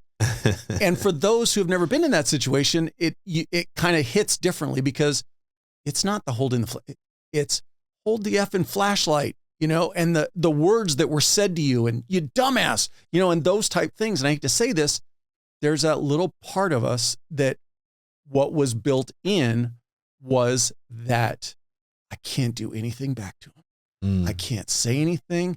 I can't hit him, And so when you get put in a situation like trying to make it through BUD/S and Hell Week, I can't do anything to the instructors. They're sitting there yelling at me. I just have to sit here and take it. And as simple as that. Now you go even further, the derogatory things that may have been said to you, you're never going to accomplish anything in your life, or geez, you're stupid. Why can't you be, get A's or B's or whatever?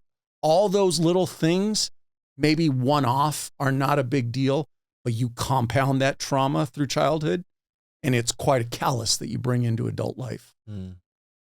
But then you throw Andy into it and he was, and I'm not saying that it's everybody. I think if I go back, I actually said, if you looked at the majority of the people that you made it through Hell Week with, I would say the majority of them, the same way in the first responder communities, they come in bringing that baggage load of trauma. If we were to call Andy on the phone right now, my guess is his response would be that, some people just have stronger genetics.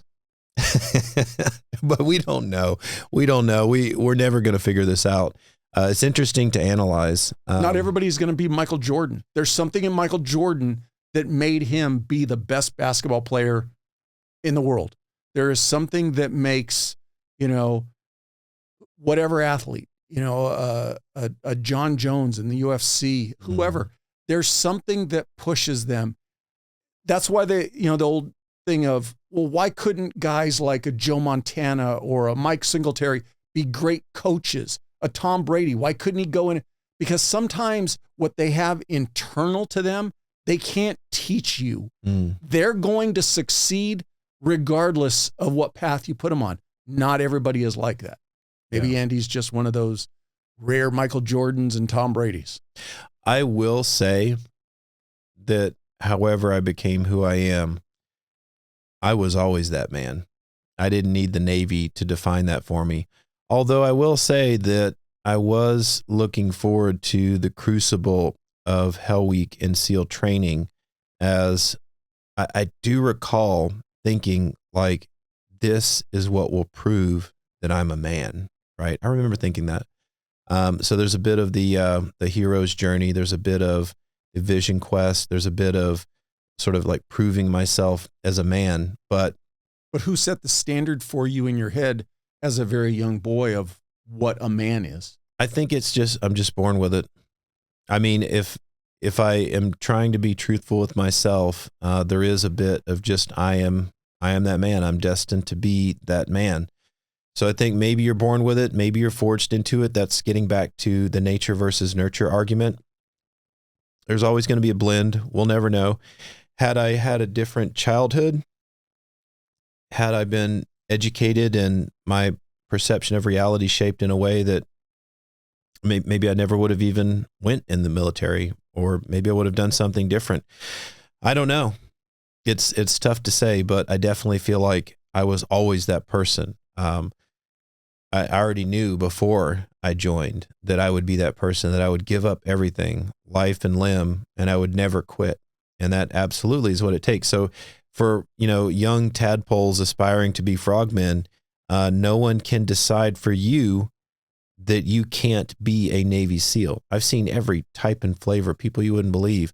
It is all within your mind. Now, there is a bit of genetics, like if you can't run, swim, and crawl over the O course, then you're just not going to meet the standard. But most healthy, fit high school athletes can. Shouldn't we make accommodations for them, though? They can't. Yeah, we should change the standard so that everybody can make it in, because that's how we sharpen the tip of the spear. Absolutely not, Paul. We have to hold the standard. We got to be better than I say SBS that completely and tongue in cheek. Oh, because yeah. you see segments of our community today that would actually be on board with that. They'd be like, they can be perfectly fine Navy SEALs. Change the requirements for meeting that standard. They'll be fine. Mm-hmm. And it's like, no, absolutely not. Yeah, it's a shame what they've done to female athletics, allowing biological males into. That's the whole reason why we segmented it, to give the ladies a chance to go compete against each other and somebody wins. We still do not have a female Navy SEAL. I've been supportive of several females that physically are beasts, right? But we get back to, I've seen guys that are far superior to me physically that just can't cut it. So even if we get that girl that not only can run long distance, that's the challenge, is that it's hard to find a female that can lift enough to do what we do, as well as do the long distance. Typically it's one or the other. You see a lot of CrossFitters that are just jacked, and the females can do a buddy carry. They can lift, but they suffer and they're very slow on the long distance runs and the endurance activities. And then you have the lightweight, thin endurance athletes that can't lift anything, right? So finding a woman that could do that is daggum near impossible. We've been trying for years. I'm not against the idea because there's a strong advantage to having a female on the team. However, the downside to that is that it would absolutely destroy the male dynamic. I'm not sure if that's good or bad. I don't really have an opinion on that, but it would absolutely change things. We all remember the movie G.I. Jane with Jennifer Connelly.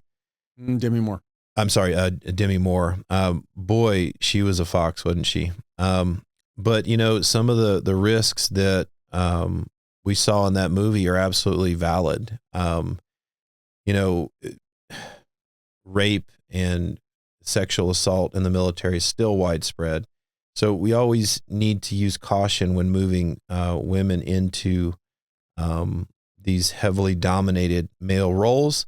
But I could see some advantages, but we'll never know until we find a female specimen that is her body can hold up to the stress of this, but also her mind is razor sharp, like we've been talking about, laser focused to get through this training.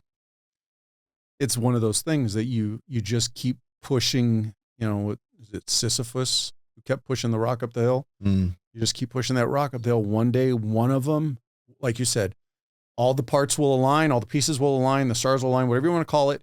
They'll make it through the training and they'll be through the pipeline. And then you'll cross that next bridge. All right, now how do we deal with the integration process? But it's just time's going to be the thing that will tell whether it's going to happen or not. Mm. Rhetorically, because I already know this answer, but I want to incorporate this for those. And I would like you to go back and listen to the first episode with you. You came out with a back injury. You pulled away from doing surgery. You were able to basically kind of rehab and get yourself back to functioning. How much is the incorporation of physical fitness and your physical health in conjunction with improving your sleep or regulating your sleep? At the time, I didn't really know how to pull myself out of that situation, but I knew that I would. I knew that I wanted to, for the same reasons I made it into the SEAL team in the first place.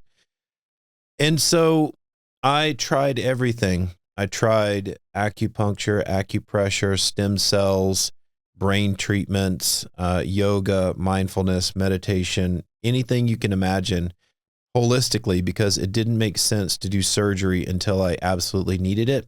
And it didn't make sense to take drugs and try to numb the pain. I wanted to feel the pain. I wanted to know where I was at.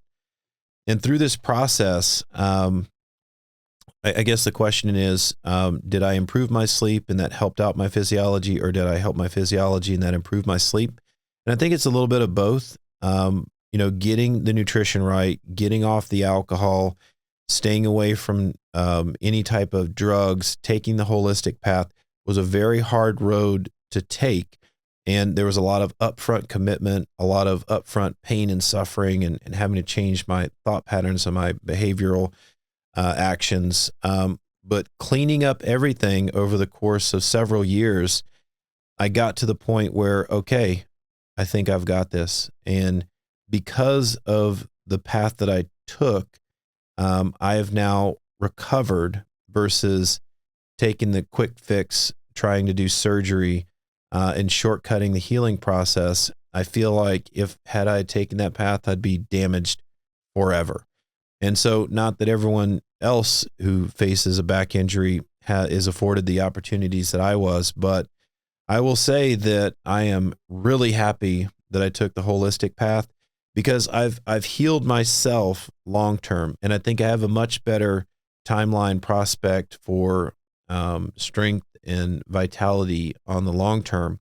My goal, I peaked out at about 250 pounds in the teams, something like that. A lot of weightlifting and stuff like that. That just put a lot of stress on my body. Now at this point, I cruise at about 210. I wouldn't mind being a little bit lighter.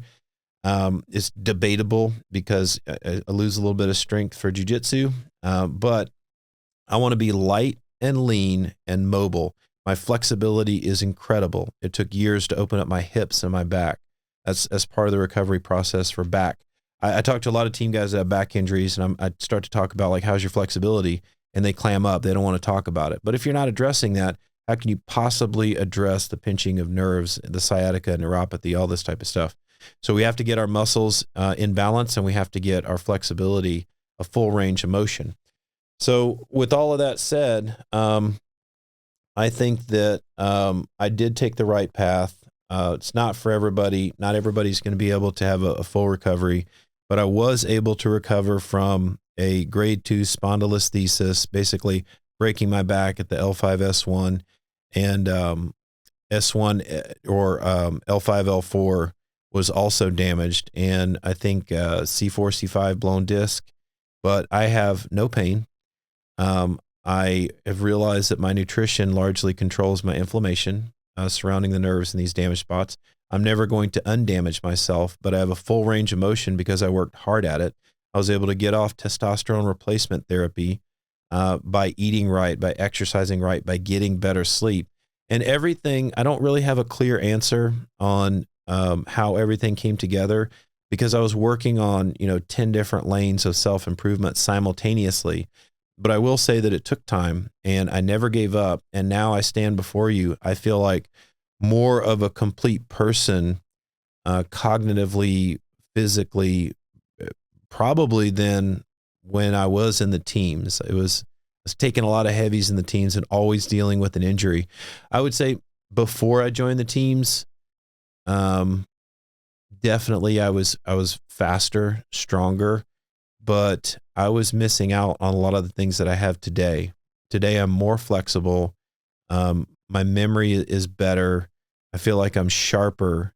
And a lot of that has to do with, staying away from drugs and alcohol and eating good nutrition. But before I joined the teams, I just eat hot dogs and pizza and go run 10 miles, whatever.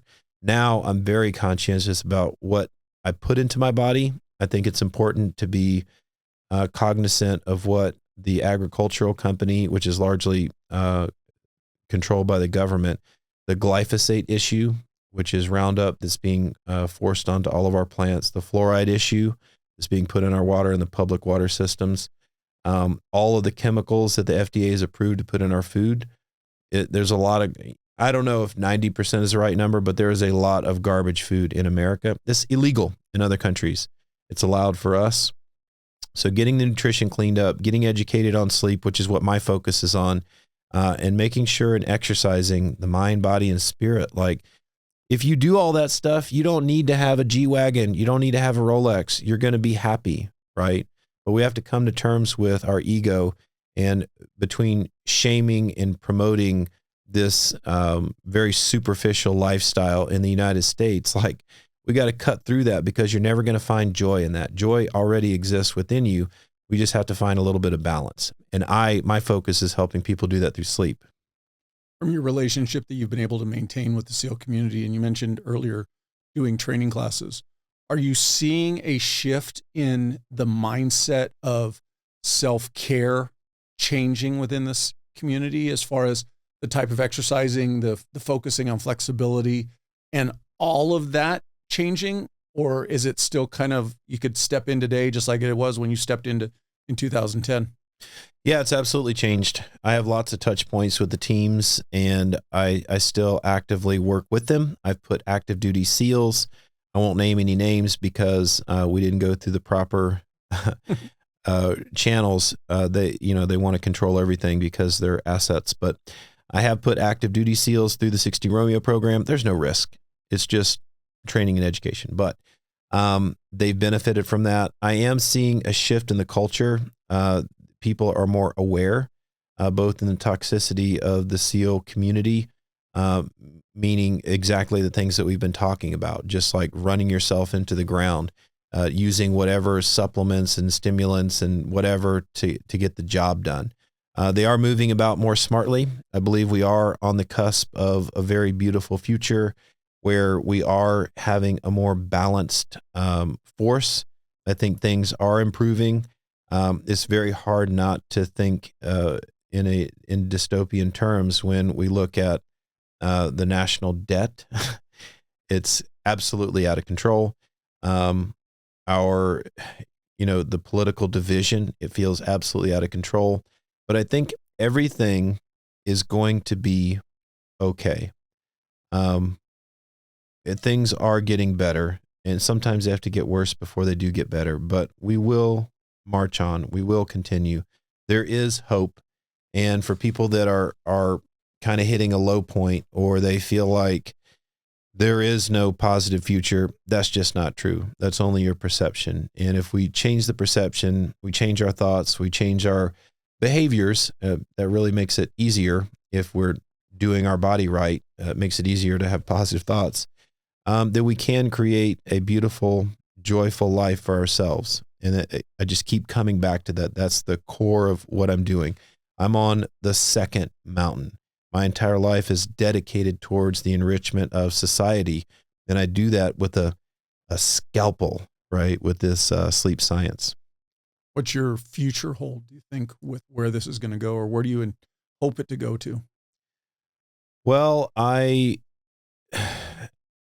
don't know. I try not to think too much about the future or the past, and try to remain present at all times. But there is a side of me that desires to see this thing that I'm doing with Sleep Genius and 62 Romeo get big. I'm sure some of it is self-serving, like thinking about being successful and making a huge impact. But I do believe that I am doing the right thing, and I do want to see people helped. I want to see the Sleep Genius app take off. I think this is the first big one that's going to take off for me. I've developed a lot of platforms that completely failed. But it's already, we have hundreds of people that have already signed up. By the way, they can sign up at www.sleepgenius. It's sleepgeni.us. It's a play on words.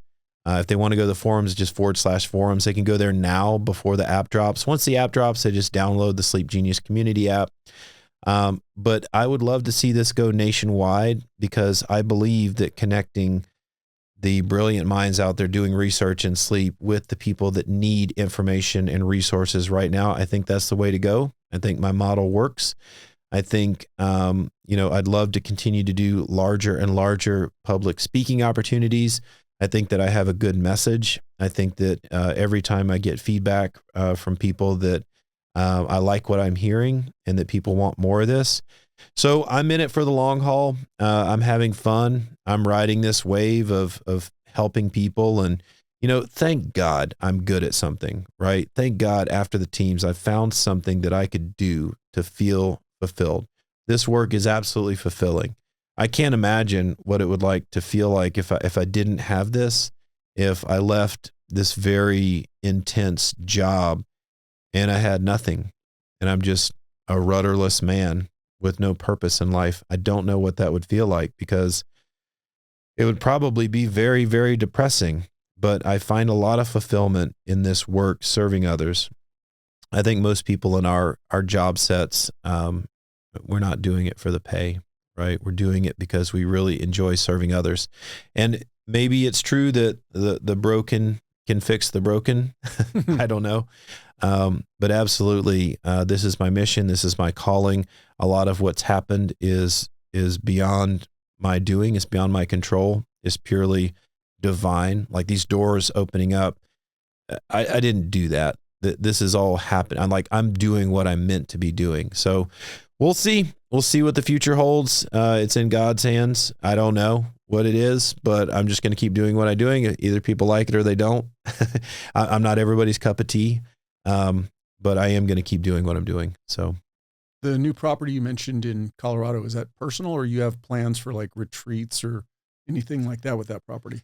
Yeah. So Happy Canyon Ranch is, again, I did it, I guess, but I don't feel like I did it. I feel like it all just happened to me. Everything just fell into my lap. I think it's my calling. It's the next chapter, the next evolution of the work that I'm doing, because frankly, we wouldn't have to teach people how to sleep if we were out in nature. If we had the sun and the moon and the heat and the cold, the threat of wildlife, the necessity for procuring food and water, we would not have the problems that we have with sleep today. These problems are derived from the stress of living in society. It's from social media and the blue light all night, and from the stress and from the city sounds and all this just chaos energetically. If we're out in nature, people sleep like a baby, right? And so what I want to do, I've already done the first retreat with some Navy SEALs out there. I want to have retreats. We don't have time to go into it today, but I'm very big into permaculture, sustainable organic farming, earthen building, super adobe, all these super granola type things. But if we can bring people out in nature and have them do stuff with their hands, then they can naturally get back into a balance with themselves. Not to go too far into that, but there is a bit of energetic balance when you get out in nature. It's weird how it happens. And maybe we can throw in a little bit of fellowship, having the guys and gals out there just relax. There's no stress. So I absolutely want to continue doing retreats out there. I think it's the next level of what I'm doing.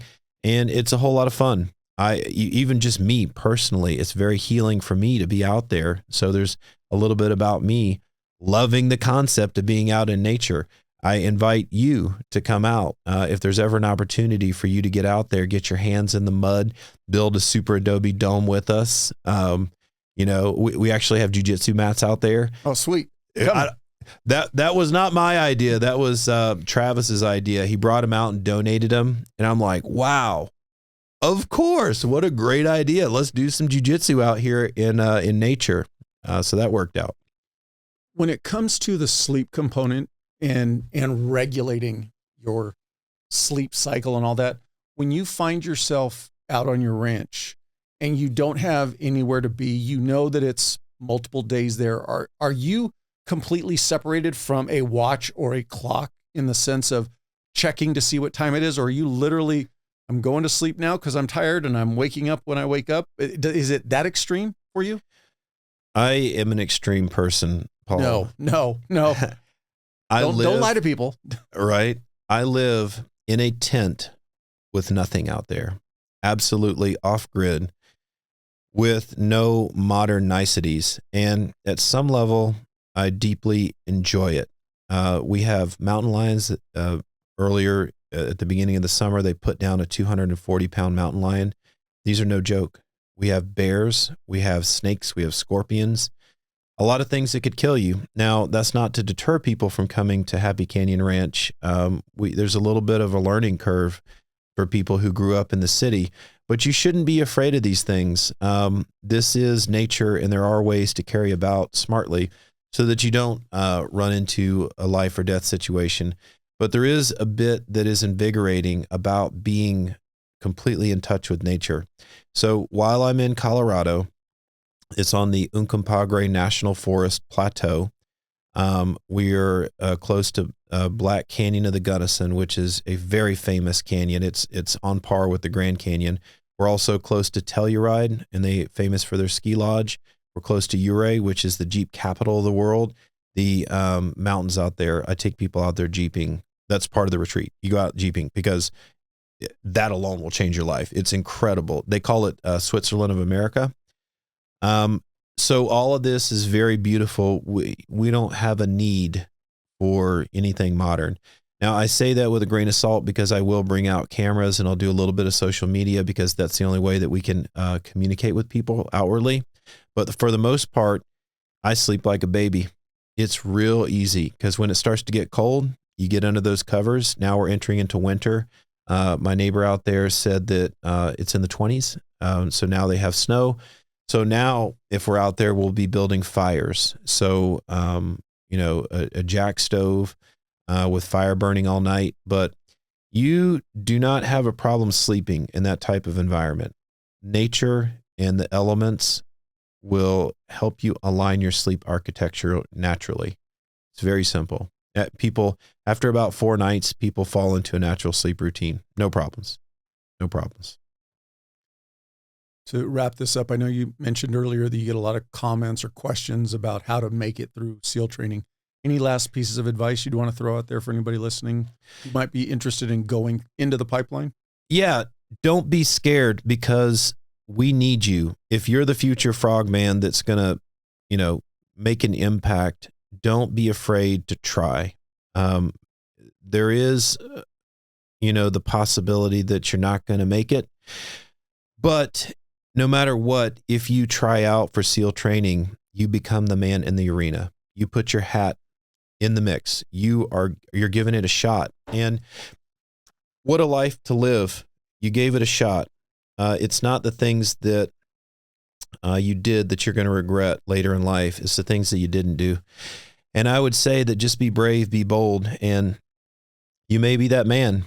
You may be the guy to save somebody in the platoon or take down that really bad terrorist and save a lot of American lives or other lives around the world. You got to give it a shot. If you think that you have a chance and this is your opportunity, I can tell you now I'm 43. Gosh, I'm so glad that I took a chance.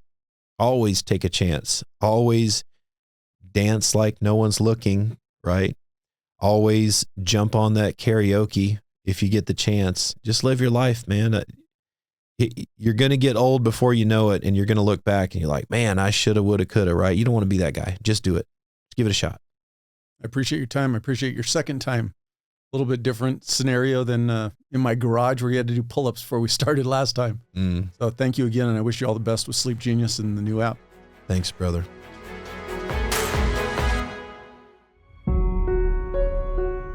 I appreciate you watching. But before you go, if you like the video, please hit that subscribe button.